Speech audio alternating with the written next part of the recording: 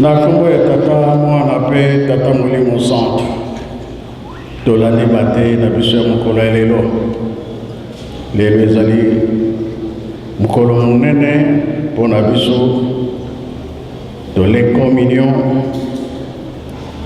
nde yango wana tokokisi makambo nyonso eloko tozosenga mabondeli ezala mingi tolemba te na ntina mabondeli oyo tata nzambe abongiseli biso eza minene pamba te bapapa bazalaki na susi ya mingi mpona biso loposo mwino batata na biso balongi kolonga etumba lelo tokomi komona makambo kati na miso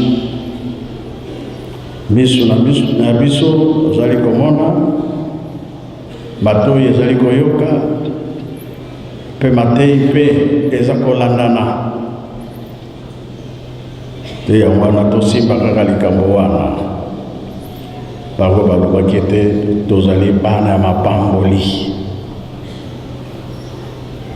oyo etikali yango nde tozosalela programme te ntango tokota na 2021 makambo minene tokokutana yango na nzela oyo ezali ke bolamu eya na biso kati na biso bato liloba ya tata nzambe elekaka te ata ewumeli ekosala toyebi malamu ke mpasi ezali mpasi mpe bisengo eza kotambola nzela moko yango wana batata bamama toyaki na fete ya le 6 avril tokomi kozonga kambo nyonso tokokisi yango etikali nde bambuta bakotikala po tokanga oyo etikali po topesa na badate oyo bokokende nango partout ndenge programme yango ekozala ya kokende na Angola ya kosala makambo nyonso kuna ekozala ndenge nini tokovandela ndenge nini tokosala nini tokosenga ndenge nini po ete likambo na biso ezwa nzela ezelamaki mingi bato mingi mpe bazelaki yango makambo mosusu papa Mfuma Longo azalaki koloba toza komona ngo ekoleka nango nini ekosalama balobi makambo ebele kasi likambo ya molimo nzambe akokosaka te yango papa Mfuma Mbanza aza koloba ntango nyonso ke bomona wapi na ntango ya nkolo Yesu atei nsima nde atikali koloba lokuta aleki na ye te nkolo Yesu akoloba solo mpe azalaki koloba solo atikali koloba lokuta te lelo yango toza kovivre na ntango nkolo Yesu alobi ete nga nakei oyo wana koya kosala ya mingi ya koleka ntango akendaki na kulumbimbi ye papa toloba na 32 kendaka 75 akendaka 88 akendaki kuna kozalaki kokende kobongisa ezalaki mpe maloba mingi azalaki kotika batembe mpe bazali biloko oyo ebungaka akalelaki bato wana emonana soki emonani te ntango tokozonga kuna bamosusu bakokota zamba biso tozalaki na biso kuna te biso mpe toyebi na biso te batekaka nini babongisaka nini basa donc ntango ekoki eloko nazosenga mabondeli Pona nini tango ekuki tala ba message ndenge na za ndenge za koyana banzembo na koyebisa banzembo mibale po epesa biso makanisi banzembo wana eza koloba nini. Nzembo ya liboso tata Fumwalongo ayokela biso mawa. Nzembo wana bajeteki bato bayembaka yo mpona nini? Biloko tosimbaka yango, tomonaka yango, me mayele ezangi mpona kosalela biloko wana koutilize yango ndenge nini. Jeteki kotana na kati tozokolela nani? Tata Fumwalongo ayokela biso mawa. Biloko yango nyonso toza nango toyebi ndenge ya kosalela yango te. Mpona nini? Eloko ezangi biso kaka ye moto akopesa biso. Nakanisa ezali nzembo kasi kola kombo ya Papa Fumwalongo eza kuna biso nde tozokolela epa na ye sikoyo ntango ekoki.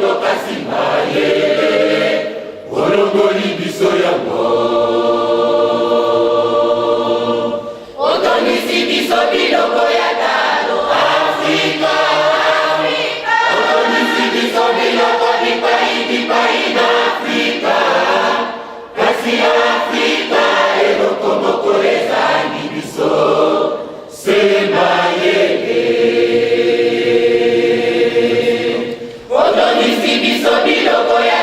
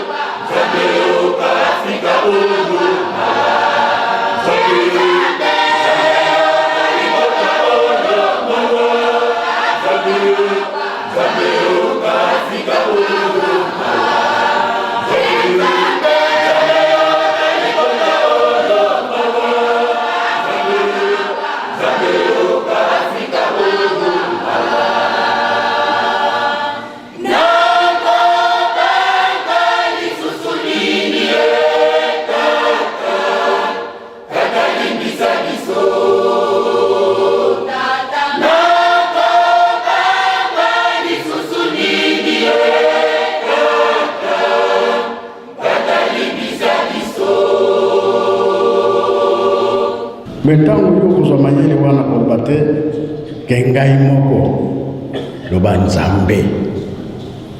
Pourtant bato bazwa kobondela, bato bazomona pasi ozomona yango, ozoyoka yango ke vraiment pasi toza nango, loba Nzambe moto apesi. Likambo wana tobosanaka te. Koleleki na bambula eleka kala professeur moko azwaka kisi ya sida, me makambo ye abimisaka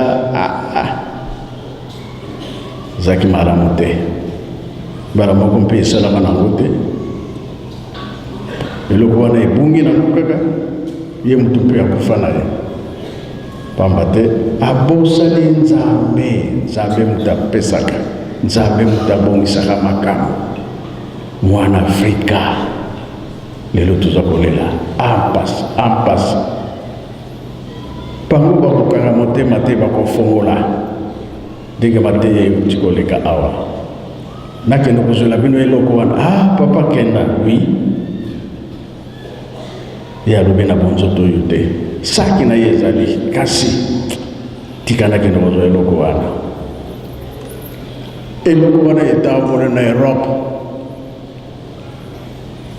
te suka likambo esikango etelemi ebanaki na ntango wana. Sikoyo koleleki tomoni etoile eye kotelema awa, mituna ezali emebaki mbangisi nini kaka bango baza koluka te. Bolamu ya mokili mobimba baza kolinga koyeba secret kimbangisi mpona nini azosala boye te. Toza koluka nde bolamu ezala kati na biso na mokili mobimba. Tozosenga nde mabondeli butu moi kimia ezala na mokili mobimba. Mabondeli na biso eza ya pamba te, batata balakisi biso nzela tokolanda, yango nde toza kolanda. Eloko mosusu te, nzembo ya mibale mutu aza susu na bobangi aliwa te. Tozali kobanga susu Nzambe te. Ndeke alikolo soki amoni mutu ye wana pardon, ndeke ye wana akei wayebike mutu wana koboma ye. Nyama na zamba soki amoni mutu, nyama wana ye wana akei akimi paske amoni mutu, o mutu wana koboma ye. Mbisi na mai soki amoni mai maningani, mbisi atindi ake na se po ayebike likambo mosusu eye wana mutu akoboma ye. Me biso bato tozali kobanga Nzambe te, tozobanga lisusu liwa te. Alo wana likambo ya pasi, tobanga liwa, tobanga Nzambe po makambo na biso tozwa oyo toza koluka. Jeteki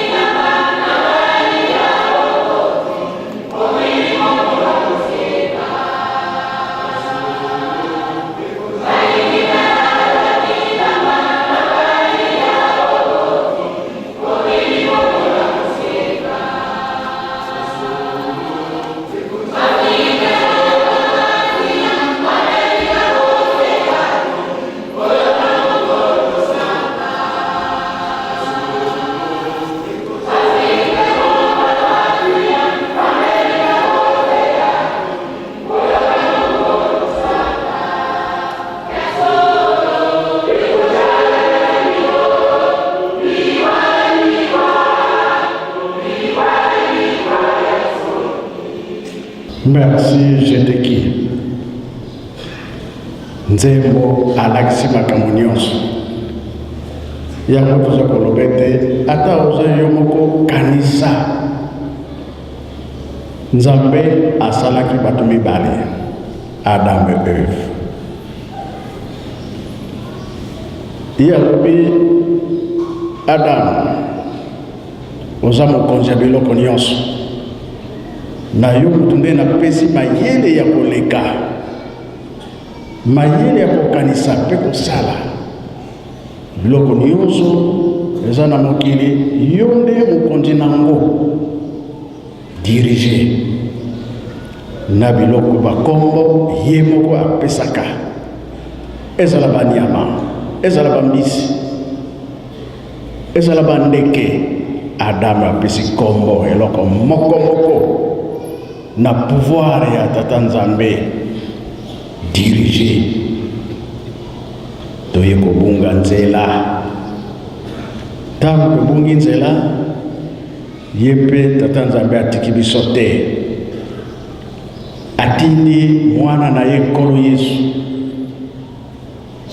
alakisi biso makambo ndenge nini tozala mpo Nzambe arekipere biso. Me abosanaki loposo mwindu te, mpo ntango azongaki apesaki promese sur 100 99 bakotaki, me moko akotaka te, loposo mwindu. Tata simoki bango aye lobi tolobaki yango to vendredi.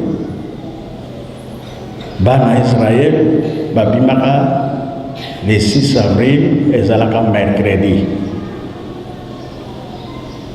Kolo Yesu miracle na ye ya liboso le 6 avril ezalaka mercredi. Tata Simoki Mbangu na miracle na ye ya liboso le 6 avril mercredi. Mercredi mpona nini? Nzambe asali Adam. Mamoniki asali ye moko asali mama Eve. Mukolo nini? Mercredi. Donc, tant tozotala likambo tata Nzambe ndenge eza kotambola, Nzambe apesi biso mayele.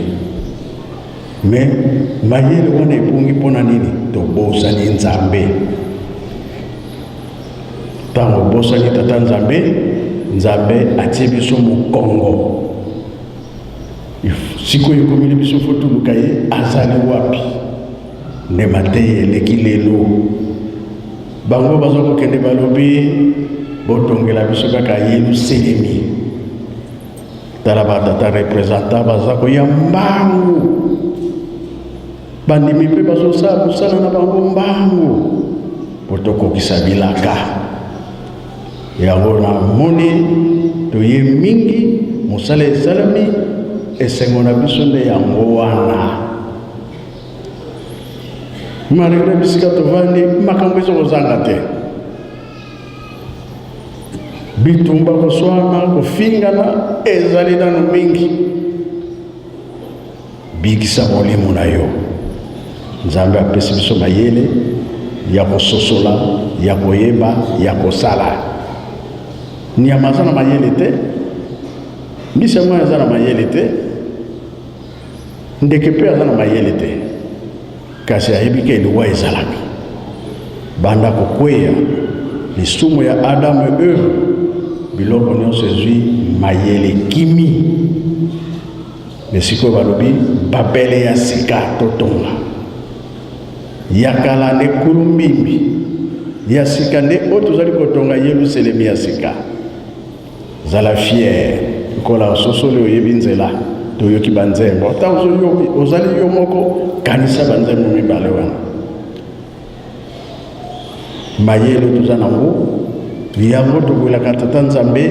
Nzambe azongisa biso na esika na biso ya liboso po tozwa lobiko na makambo misato oyo batikelaki biso bolingo mibengo mpe misala na kombo ya tata Mwana mpe tata Molimo Santu. Amen.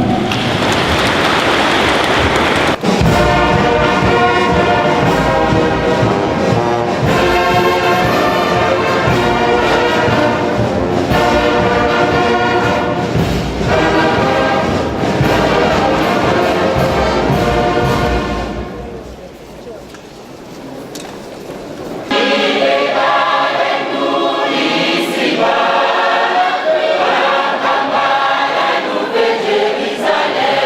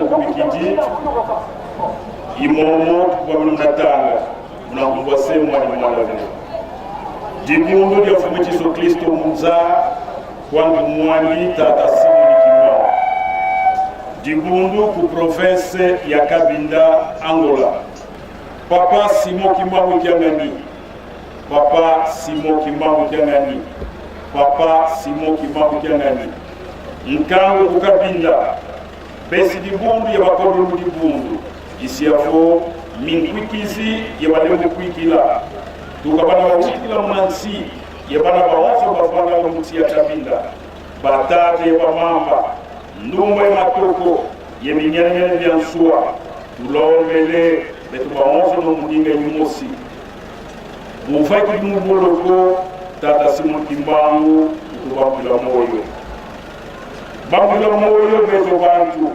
kalingenyo kufuiji bambula nsi ya Kabinda moyo kalingenyo zambi wafanga yo afundo bazeto kazele beti lako levo tulogele kalingenyo diabu jeto matondo matata matondo bizifutula kwangeta tamwanga velela tata Simon Kimbangu mumpayi wako mboloko shokele na kumbwase mwana yetata mwana velela papa katimbe moko tuneti mfuma tuneti mayelo condition yebe meme beno duka butwala duka kwa sede la papa bakuza mutala kadi fati na moloko una emebi de spécial de kodo la finale baki malezo mamomo kazo kidia la baki fraîcheur ye ngombe belia kenya bofo do ba wo papa bien fo wakibia banzenza finale mala mena momo be Kabinda oye